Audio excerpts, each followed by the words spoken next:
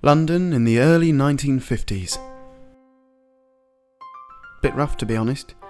Like the war, only without the bombing raids. A lot of fog, smoke and ruined buildings. London was literally climbing out of the ruins of World War II. It wasn't an easy time.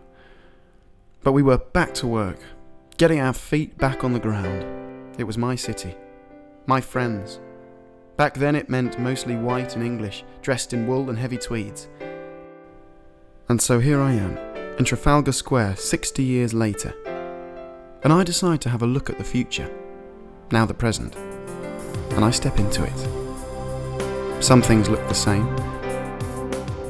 Some things look very different. The first thing I notice is people from all over the world. It was my city, but somehow I feel like a stranger until I see the mousetrap still running. And I notice that actually, London looks amazing.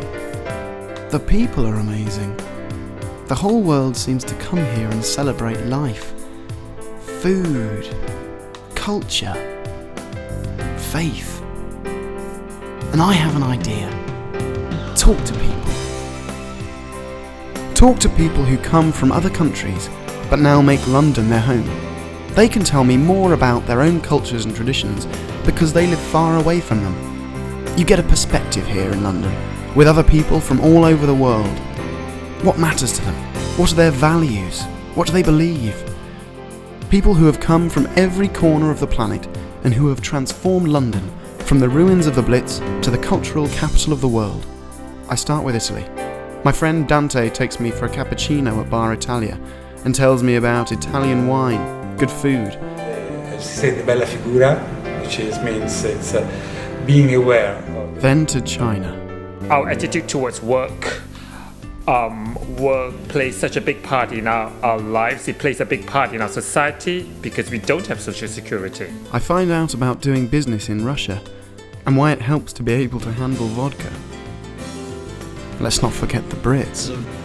So the British do like their shows from time to time, their anniversaries, their celebrations. There is a very deep gut feeling of loyalty, I think. And finally, I speak to Monica, who tells me about the people of India and what matters to them.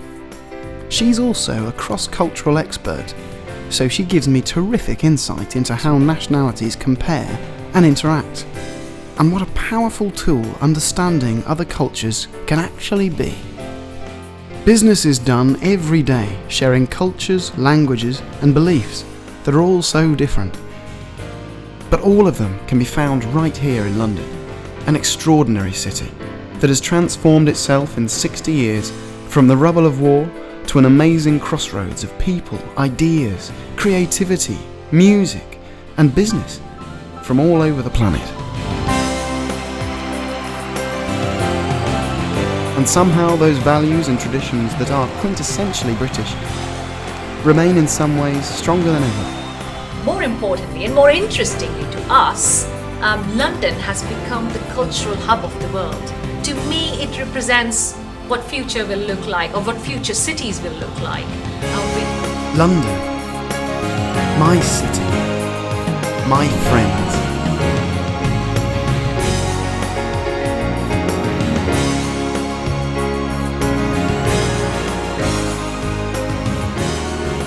And some things never go out of fashion. Like a good cup of tea. Though I'm told now I have to smoke outside.